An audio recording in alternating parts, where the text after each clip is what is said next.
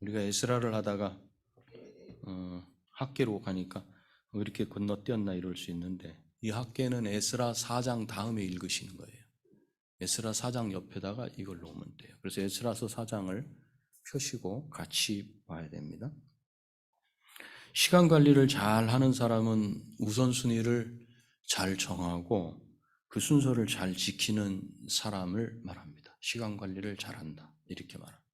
중요한 것 그리고 덜 중요한 것, 그것을 잘 가립니다. 급한 것, 급하지 않은 것, 그것을 잘 구분합니다. 그래서 먼저 해야 할 것과 나중에 해야 할 것을 결정합니다. 내가 하고 싶은 것만 하는 그런 것을 잘 정리합니다. 또 꼭 해야 하는 것과 미루어도 되는 것을 잘 압니다. 반면에 시간을 잘 사용하지 못하는 사람은 먼저 해야 할 것과 나중에 해야 할 것을 잘 구분을 하지 않습니다. 제가 구분을 못한다 이렇게 말하지 않는 이유는 하지 않는 거지 못한 건 아닙니다. 그때그때 내가 하고 싶은 것을 먼저 합니다. 시간이 많이 걸리고 조금 까다롭고 어렵고 하고 싶지 않은 것은 순서에서 항상 밀립니다. 그 제일 뒤로. 그러다 보면 많은 시간 뭔가를 열심히 한 것 같은데 정작 중요하고 꼭 해야 하는 것은 하지 않고 시간을 보내게 됩니다. 이것이 습관이 되면 고치기 어렵습니다. 그래서 이제 이런 분들은 항상 시간이 없다, 시간이 부족하다 이렇게 말을 하게 되죠. 결국 삶의 우선순위를 잘 정하는 문제는 내 삶의 질을, 내 삶을 잘 누릴 수 있는 비결이다. 내 삶의 질을 높일 수 있는 비결이다. 그렇기 때문에 중요한 거죠. 오늘 본문은 포로지에서 귀환한 유다 백성들의 성전 재건이 오랜 시간 동안 중단된 상태로 놓여져 있는 것에 대한 책망을 통해서 다시 재건하는 말씀입니다. 귀환한 백성들은 아름다운 집, 좋은 집에서 잘 갖추고 살았지만 성전은 짓다가 만 상태로 방치된 채 오랜 시간이 지나가고 있었습니다. 하나님께서는 말씀을 통해서 우선순위가 바로 정해지지 않은 삶이 어떤 삶인지를 깨닫게 하십니다. 신앙생활에서도 마찬가지입니다. 우리의 우선순위는 어디에 있습니까? 나의 소유와 나의 하는 일이 하나님보다 더 앞에 있는 분도 있을 겁니다. 만일 내가 소중히 여기고 하나님보다 더 앞에 두고 있는 일이 내게 있다면 오늘 주시는 말씀을 통해서 내가 우선순위를 어떻게 해야 될지 결정을 하시게 되기를 축복합니다. 페르시아에서 돌아온 유다 백성들이 가장 먼저 해야 할 일은 무엇이었죠? 왜 돌아오게 됐죠? 고레스 왕이 뭘 하라고 돌려보냈냐면 에스라 1장에서 돌아가서 뭘 해라? 성전을 재건해라. 그렇게 해서 돌려보냈어요. 그것이 그들의 정체성을 확인하며 그들이 누구인지 알리는 길이었기 때문에 그렇습니다. 그래서 그들은 돌아온 지 얼마 되지 않아서 함께 모여서 먼저 제단을 쌓았어요. 성전부터 지읍시다 그러지 않고 제단부터 쌓았어요. 무슨 뜻이냐면 예배로 하나님 앞에 나갔다는 거예요. 무슨 뜻이냐면 영적인 부분이 먼저 해결이 돼야 된다는 걸 이들은 알고 있었어요. 그래서 제단을 쌓고 번제를 드리며 하나님을 예배하는 영적인 일을 먼저 시작했던 겁니다. 그렇게 하고 2년이 지난 후부터 성전을 재건하려고 했어요. 그런데 또 방해하는 사람들이 있었어요. 사마리아 사람들이 방해하기 시작했어요. 이 사마리아 사람들은 북이스라엘이 멸망당할 때 아수르에 살던 사람들을 여기다 갖다 심어놓은 거거든요. 이 사람들이 여기 와서 거기서도 자기들 신을 섬기고 여기 와서도 또 하나님을 섬기면서 이게 복합된 신앙을 가지고 나갔어요. 그런데 보니까 유다 백성들이 돌아와서 성전을 지으려고 그래. 그러니까 야 우리도 같이 좀 하자. 우리도 그 하나님을 믿는다. 그러니까 스룹바벨이 너희는 상관이 없다. 우리는 우리 하나님, 우리 홀로 성전을 짓겠다. 그래서 사마리아인들이 방해를 하는데 방해를 할 뿐 아니라 이제는 성전을 재건하지 못하게 하는 공문까지 받아서 강제로 성전 재건을 중단하도록 했어요. 이게 에스라 4장이에요. 그렇게 시간은 흘러갔습니다. 첫 번째 귀한 공동체를 이끌었던 스룹바벨도 대제사장 여호수아도 15년 동안 아무런 일도 하지 않았어요. 스룹바벨, 대제사장 여호수아 고국으로 돌아올 때는 그 가슴이 얼마나 벅찼겠어요. 다시 하나님을 섬긴다. 우리가 하나님의 백성 맞지? 가면은 이렇게 저렇게 하고 성전도 다시 재건하고 하나님께서 복을 주실 거야. 이렇게 했는데 그만 그것이 방해로 말미암아 막히고 15년이 흘러갈 거란 건 예상을 못했을 거예요. 이때 스룹바벨의 마음은 어땠을까? 지도자로 왔어요. 스룹바벨은 여호야긴 왕의 손자예요. 그러니까 이 스룹바벨을 통해서 누가 나오시냐면 예수님이 나오시는 그 족보에 있는 사람이에요.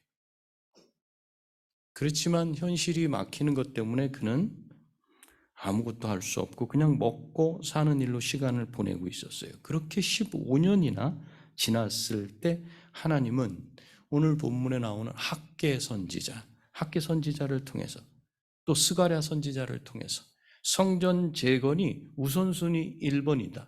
너희가 살아가는 데 있어서 우선순위 1번이 성전 재건이다. 이것을 깨닫게 하시고 성전을 재건하도록 격려하셔요. 그 내용이 에스라 5장이에요.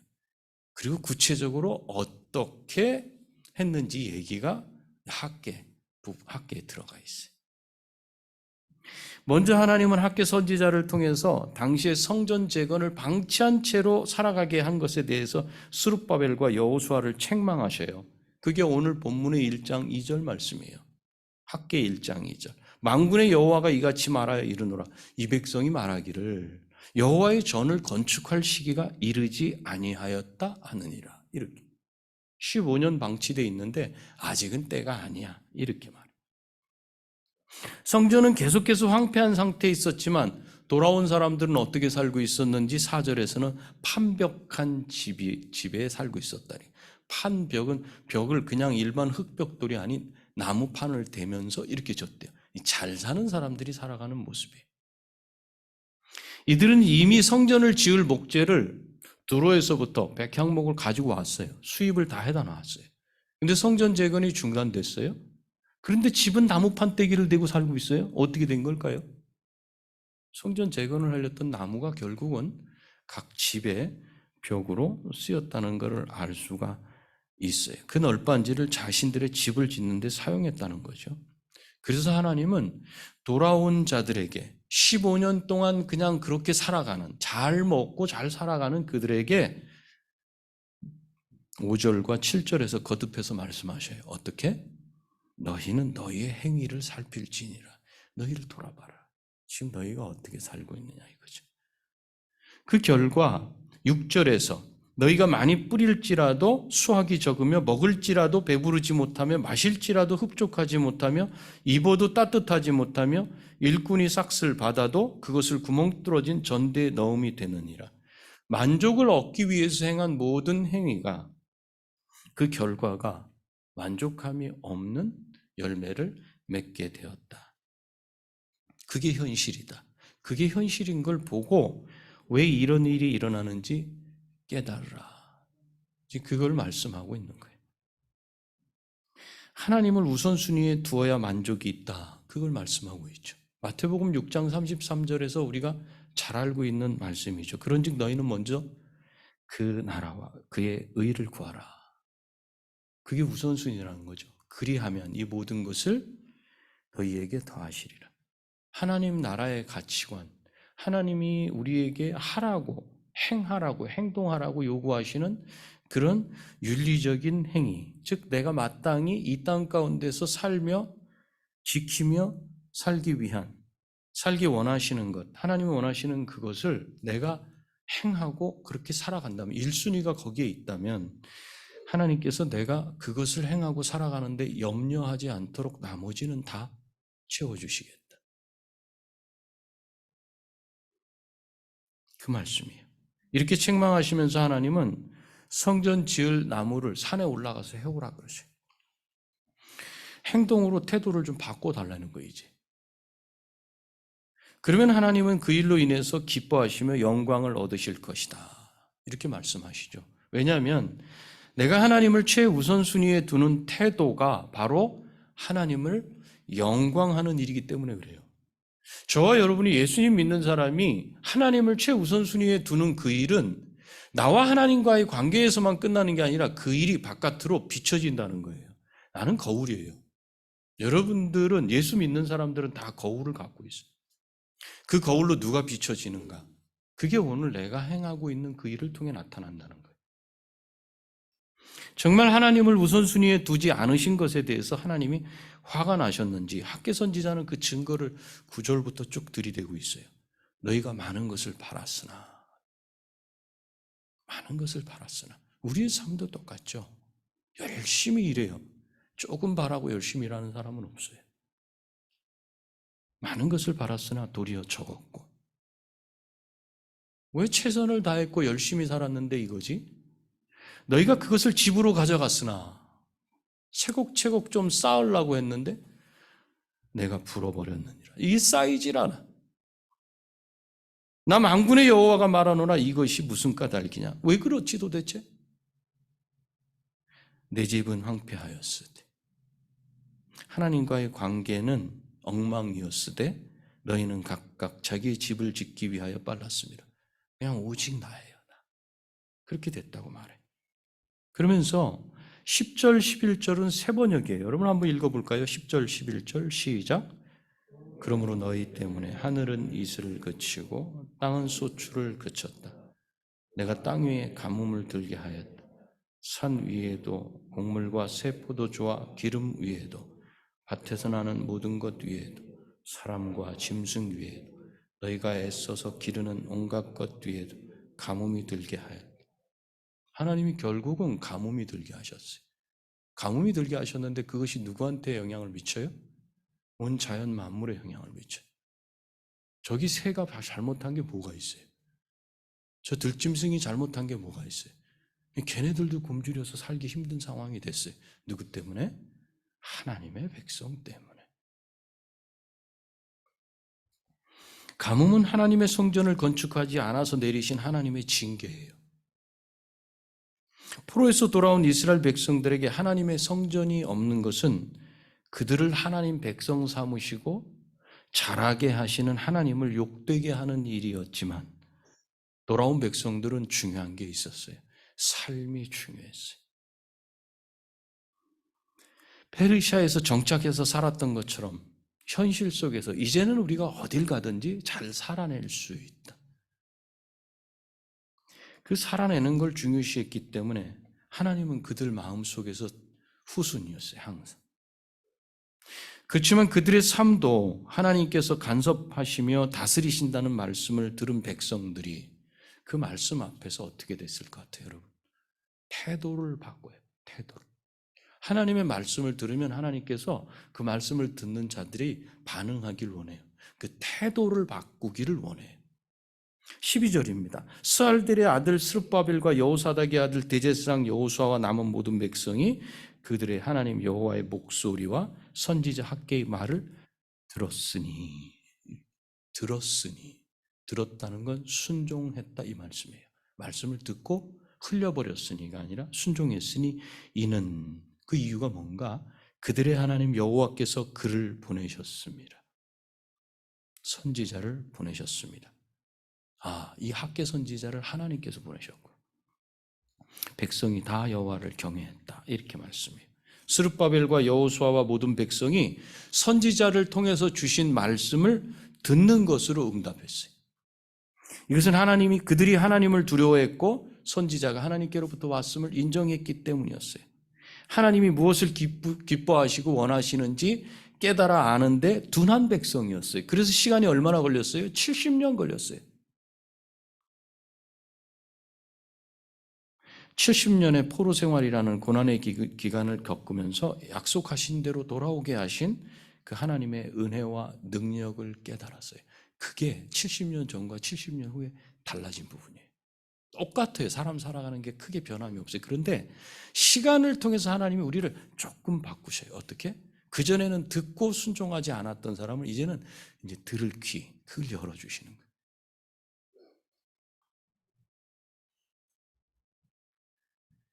그래서 하나님은 이렇게 회개하고 하나님 말씀에 순종하는 이 백성들을 기뻐하시는 거예요. 그래서 징계하시는 거예요. 15년이란 삶 속에서 그냥 놔두신 게 아니라 자연 만물을 움직이셔가지고 징계하셨어요. 하나님은 항상 이렇게 하셔요. 벌하시지 않고 징계하셔요. 징계는 깨달아 알도록 가르치신다는 거예요. 분명한 목적이 있어요. 신자가 어려운 일을 당할 때 하나님은 그걸 통해서 그 사람을 성숙하게 만들어 가셔요. 우리 아버지는 이러신 분이에요. 마귀의 역사는 그렇게 하지 않아요. 쓰다가 목적 달성이 되면 떠나버려요. 그러니까 가룟 유다가 어떻게 해요? 죽음으로 가버려요. 그냥 이렇게 만드는 게 마귀의 역사예요. 그러나 하나님은 그렇게 하시잖아요. 우리를 징계하셔서 반드시 하나님이 원하시는 데까지로 교육을 시켜가셔요. 포기하시잖아요. 이걸 잊지 마세요. 하나님은 절대 저와 여러분을 다스리셔서 잘하게 하시는 걸 포기하시지 않아요. 그래서 성숙한 신자는 허물이 없고 흠이 없고 죄를 범하지 않는 신자가 아니에요. 성숙한 사람. 누가 성숙한 사람인가? 다윗처럼 비록 하나님 앞에 죄를 범하고 허물이 있을 수 있지만 그것이 죄라는 것을 깨달았을 때 태도가 달라지는 거예요. 성숙한 자와 그렇지 않은 자. 이것이 잘못이다라는 걸 깨달으면 그걸 숨기고 감추지 않고 하나님 앞에 회개하면서 다시 하나님 말씀에 순종하는 태도로 돌아오는 사람. 이 사람이 성숙한 사람이에요. 여러분들이 이런 성숙한 사람이 다 되기를 축원합니다. 간단해요. 내가 성숙한 사람이야? 내가 어른 신자야? 아니야? 이 차이는요, 깨닫고 돌아오는 거예요. 근데 영적인 사춘기를 지나는 사람들은 깨달을 때 어떻게 해요? 살짝 꽈버리죠. 그죠? 이 사춘기를 지날 때 자녀들을 보면 알아요. 알고 깨달았어요. 그런데도 그렇게 안 해. 왜? 그렇게 하면 부모가 기뻐하고 좋아할까 봐. 그렇게 반대로 해. 영적인 사춘기에 있는 사람들도 꼭 그렇게 꽈요. 그리고 자기가 지금 행하는 걸 보면 아, 내가 영적 사춘기에 들어가 있구나 이렇게 볼 수 있어. 성숙한 건 어찌됐건 성숙한 건 내 잘못이 지적되어지고 깨달아졌을 때 나는 그걸 놓고 다윗처럼 하나님 앞에 하나님께 범죄했습니다 이렇게 나오는 거예요. 이런 은혜가 여러분에게 있기를 축원합니다. 여러분에게 허물과 흠이 없을 수 없지만 그것이 잘못임을 말씀을 통해 깨닫게 되었을 때 하나님 앞에 죄를 인정하세요. 하나님 앞에 인정하세요. 여러분 한 사람을 훈련시키시기 위해서 우주 만물을 다 움직이시는 분이에요. 여러분 한 사람을 구원하시기 위해서 하나님의 아들을 십자가에 못 박으신 분이에요. 숨길 수가 없죠. 감출 수가 없어요. 더 이상 영적 사춘기 같은 시절을 계속 끌고 가지 마세요. 그 죄를 내가 인정하고 회개할 때 말씀에 순종할 힘을 그때 주시는 거예요. 내가 하는 게 아니에요. 나는 그것만 하면 돼요. 잘못했어요, 주님. 그러면 하나님께서 나를 깨닫게 해주시죠. 이렇게 회개하면서 하나님 말씀에 순종하게 될 때 하나님께서 격려해 주시는 거예요. 그 13절 말씀이에요. 그때 여호와의 사자 학개를 통해 이렇게 말씀하셔요. 내가 너희와 함께하노라. 내가 너희와 함께하노라. 주님이 우리에게 주신 내가 너희와 함께하노라. 성전 짓는 것을 방해한 사람들 때문에 성전 재건이 막혔지만 그들과 함께 하시면서 힘을 주시고 하나님의 일을 잘 감당할 수 있도록 하시겠다는 약속의 말씀을 주셨어요. 그러면서 하나님이 어떤 방법을 쓰시냐면 14절에 보니까 14절 한번 읽어볼까요? 시작. 여호와께서 살디엘의 아들 유다 총독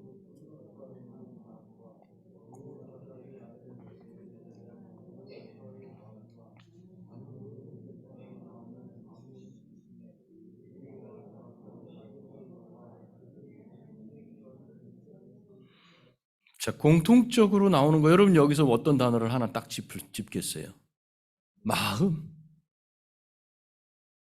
참 힘이 부패한 게 마음이라 그러잖아요. 하나님이 우리를 되돌려 세우시고 하나님의 일을 감당하시면서 정말 하나님의 사람이 가야 될 그 길을 가게 하시는데 건드리는 게 있단 마음. 이 마음, 이게 우리를 참 이리저리 끌고 다니지 않아요? 그렇죠? 하나님께서 어떻게 일을 하셔요? 지도자 스룹바벨, 대제사장 여호수아, 그리고 백성들, 그들의 마음을 감동시키시면 그들이 어떻게 해요? 행동을 하는 거예요. 우리 마음이 변화를 받지 못하면 행동을 하지 않아요. 그 다음 거꾸로 내가 지금 이렇게 하는 이유는 뭔가 그 마음 때문이라는 거예요. 그럼 저와 여러분이 기도할 때 주님, 제 마음이, 이 부패한 마음이, 제가 주인이 된 이 마음이 성령을 통해서 뒤집어지길 원합니다. 그 아무것도 아니에요. 그 마음 때문에 내가 하나님 앞에 순종하지 않는 거예요. 그 마음 때문에 내가 말씀을 들어도 내가 고집을 딱 부리는 거예요. 간단하게 주님, 내 마음 좀 바꿔주십시오. 내가 못합니다, 이거. 이렇게 기도할 때 우리 주님이 바꿔주시. 마음을 감동시키심으로. 그리고 이들의 순종은 한 달이 못 돼서 이루어졌다라고 이렇게 쓰고 있어요. 15절 말씀이 그거예요. 그때는 다리오 왕 제2년 여섯째 달 24일이었더라. 언제 시작했어요? 학개가 말씀한 게 1장 1절에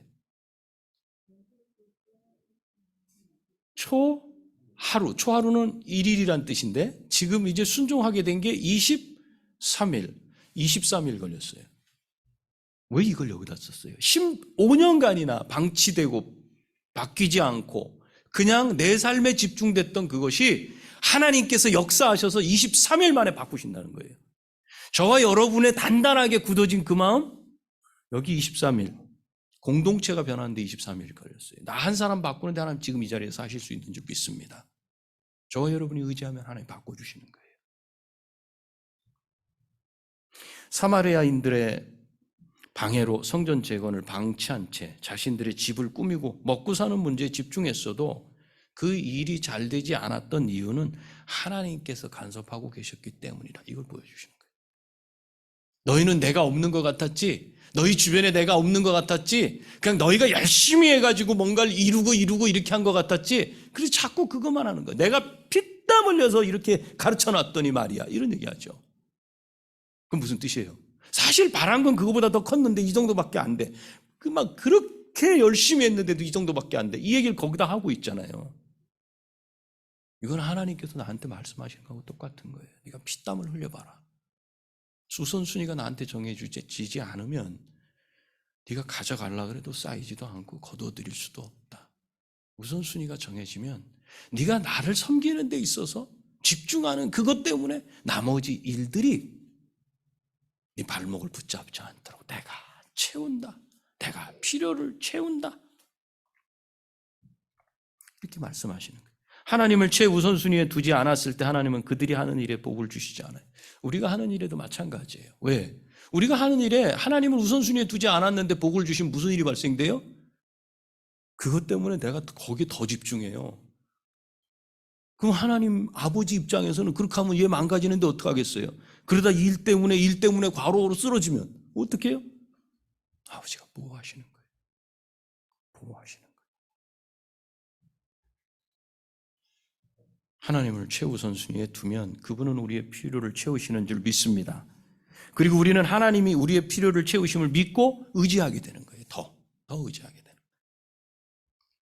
지금은 천천히 가고 조금밖에 못 거두는 것 같지만 하나님을 의지하는 그 삶이 시작되면 지금까지 막혔던 게 고속도로처럼 뚫리는 거예요. 그리고 하나님이 나한테 필요한 대로 적절히 채워주시는 거예요. 하나님이 최우선순위에서 밀려나면 우리의 모든 노력 다 헛된 일이 됩니다. 하나님과의 관계는 소홀히 하면서 자기 자신의 평안과 즐거움을 위해서 마음을 쓴다면 그건 하나님이 기뻐하시지 않아요. 하나님은 학개 선지자보다 2달 늦게 하나님의 말씀을 받은 스가랴 선지자를 통해서 이렇게 말씀하셔요. 그래서 에스라 4장 다음에 학개 스가랴가 같이 끼어 들어가는 거예요. 이렇게 말씀하셔요.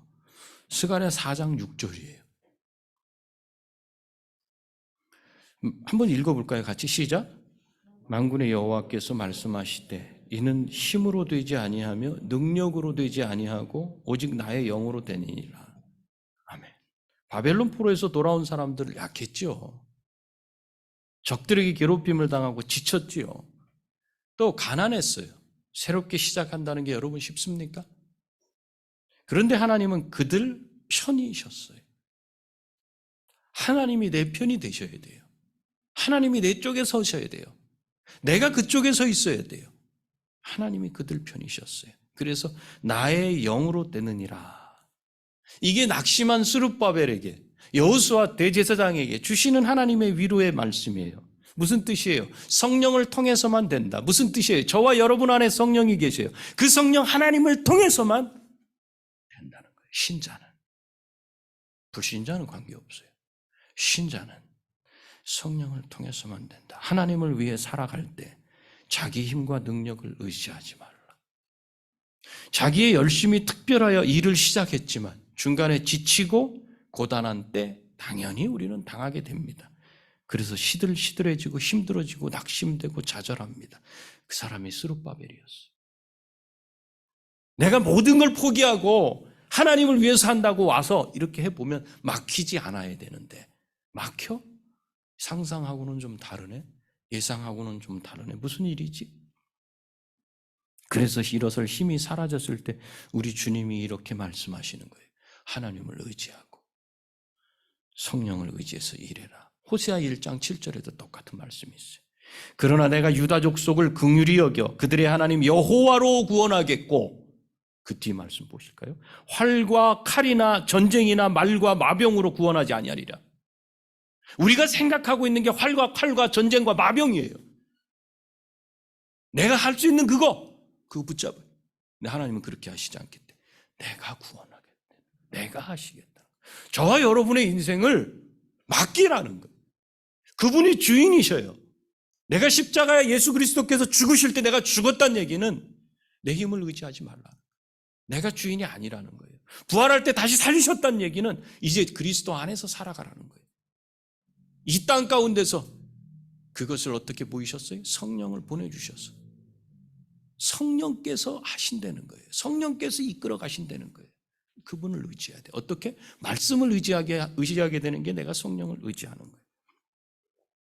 나는 우선순위를 하나님께 두면 돼요. 그러면 하나님이 하나님의 능력으로 일을 이루어 주신다는 거예요. 삶의 우선순위가 잘못되어 있었던 귀환한 유다 백성들은 선지자 학개를 통해 우선순위를 바로 잡았습니다. 그것도 15년 동안이나 바뀌지 않았던 그들의 굳어진 마음이 한 달 만에 뒤집어졌습니다.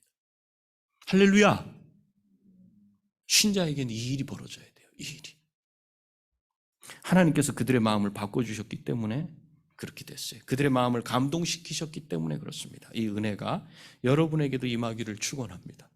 말씀을 맺겠습니다. 돌아온 이스라엘 백성들에게 성전을 짓는 일이 우선이었지만 환경과 형편이 우선을 차선으로 미루게 했고, 그러다 보니 삶의 우선순위가 하나님이 되지 않았습니다. 그렇게 오랜 시간이 흘렀습니다. 선지자들의 격려로 성전 재건을 다시 시작했지만 여전히 방해하는 일은 생겼습니다. 에스라서를 한번 볼게요. 에스라가 보세요. 5장 5절. 그러면 하나님 말씀대로 따라가면은 또 그냥 쭉쭉 열리고 그렇습니까? 달라지지 않아요. 에스라 5장. 여러분 성경, 구약 성경 716쪽. 716쪽 5장 5절. 5장 5절 같이 읽어볼까요? 시작.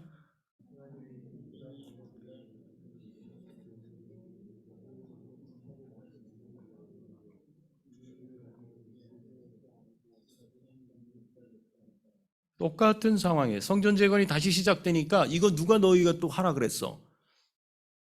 그렇게 하면서 고소장을 또 보냈어요. 그래서 뒤에 보면은 6장에 보면은 6절, 7절, 8절에 저희로 지체하지 않고 고레스 대왕이 시켰던 그 일이니까 그냥 하게 놔두고 세금 거둬들인 것으로 그들 경비 충당해라. 이런 명령이 떨어졌어요. 멈추지 않았어요. 장로들을 돌보셨으므로. 하나님께 우선순위를 정하니까 하나님이 지키시고 돌보아 주신다고요. 우주 만물을 다스리시는 그 하나님이 여러분을 지키시고 관심 갖고 돌봐주시고 보호해 주실 때 똑같은 방해를 받지만 멈춤 없이 갈 수 있어요. 하나님의 은혜가 여러분들에게 임하기를 소원합니다. 우리가 하나님 앞에 우선순위를 정해도 다 달라지는 것은 없어요. 단 우선순위를 하나님께 정하면 하나님이 지켜주시고 돌봐주시더라는 거예요. 하나님의 돌보시고 지키시는 은혜가 여러분의 있기를 소원합니다. 자, 그렇다면 여러분에게 지금 우선순위는 무엇입니까? 아직 매일 성경 한 장을 읽고 답하는 날마다 성경 읽기가 되지 않는 분이 있다면 삶의 우선순위에서 성경 읽기가 방치된 것과 같아요. 여러분 안에 계신 성령은 말씀을 통해서 여러분을 다스리셔요. 내가 그걸 보지 않겠다는 건 성령이 일하시지 못하도록 하는 거하고 똑같아요. 우리가 생각할 때 성령이 내 안에서 뭔가 신비한 능력을 가지고 나를 어떻게 좀 해보고 저렇게 해보라고 이렇게 말씀할 수 있지만, 성령을 우리한테 보내주실 때 우리 주님이 하신 말씀은 예수 그리스도께서 하신 말씀을 깨달아 알도록 하실 것이다 그랬어요. 그 말씀을 통해서 하나님을 알아가고 내가 순종할 수 있도록 그렇게 해요. 그래서 만약에 방치되어 있다면 그런 분들은 성경 읽기 회복이 우선순위 1번이에요. 성경 읽기가 매일 이루어지지 않으면 주일 예배 또한 무거운 짐이 될 수밖에 없어요. 내가 하려고 하면 힘들고 지치고 하기 싫지만 내 마음을 먼저 하나님께 정하고 나면 하나님이 도우셔서 성경 읽기를 회복시키시고 예배가 회복되는 은혜를 여러분에게 주실 줄 믿습니다.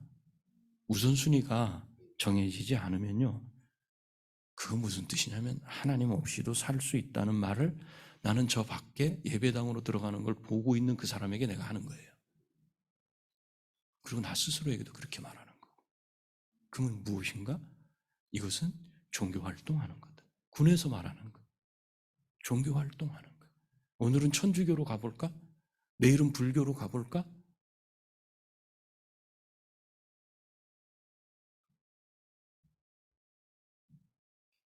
성령이 사시는 성전을 짓는 것, 그것은 은혜를 내려주시고 나는 순종하는 이 소통이 되는 이걸 말해요. 그게 예배를 통해서 확인이 되는 거예요. 여러분의 마음이 하나님의 말씀으로 감동되고 마음으로 순종하게 되시기를 바라고 축복합니다.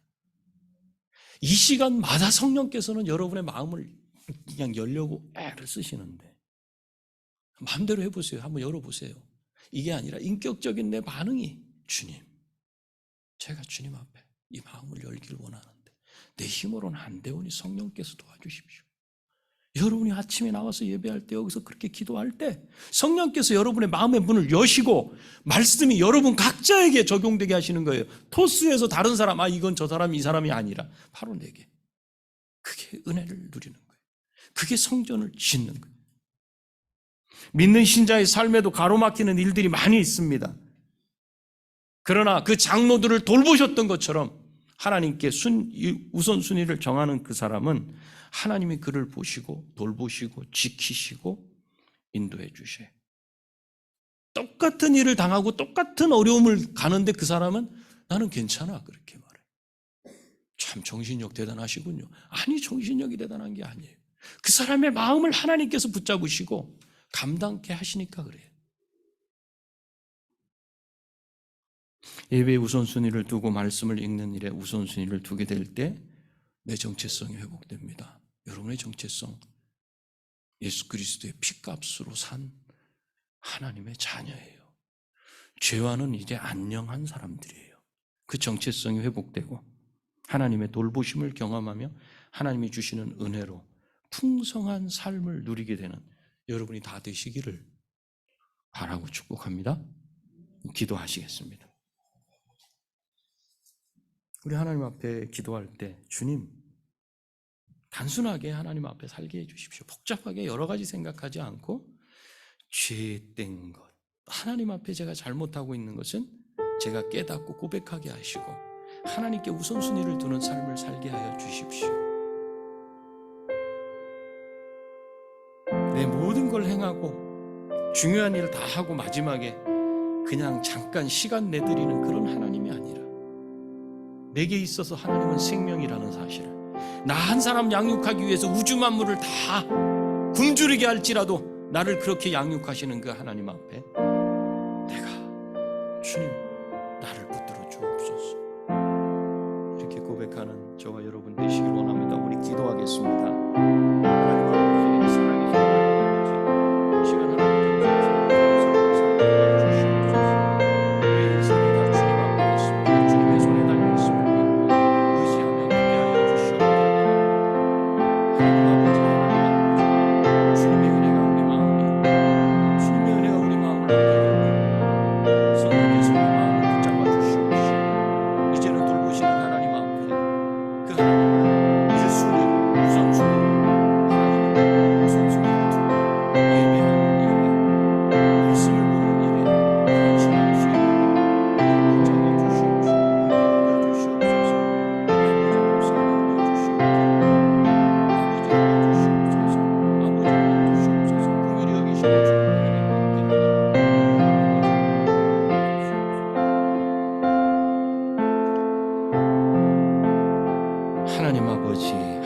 오지. 하나님은 11조의 하나님이 아니신데 우리가 하나님을 10분의 1을 받으시는 분으로 가둬둡니다. 하나님은 우리의 모든 일의 마지막에 생각나면 만나드리고 생각나면 해드리는 그런 분이 아닌데 그저 가장 끝에 남은 것을 드리는 그런 하나님으로 지금까지 오지 않았나 생각해 봅니다. 우리가 우리 자신을 살피고 우리의 행위를 살핍니다. 뒤돌아봅니다. 하나님, 우리의 우선순위에 1순위가 하나님이심을 이 시간 고백합니다. 우리의 우선순위를 하나님께 정합니다. 하루 중에 하나님을 먼저 대면하고 일을 할 수 있도록 우리에게 마음을 주시옵소서. 우리에게 하나님은 숙제가 아니고 짐이 아니라는 사실을 알게 하옵소서. 주님을 의지합니다. 우리의 우선순위가 하나님께 두어질 수 있도록 성령께서 우리 마음을 주장하시고 깨달아 알게 하시며 우리 가운데 일어나는 죄악된 행위들을 하나님 앞에 감추지 않고 고백하며 깨끗함 받게 하시고 정결함 받게 하시고 가벼움 받게 하셔서 주님의 인도받는 삶 되도록 역사하여 주시옵소서. 예수님의 거룩하신 이름으로 기도합니다. 아멘.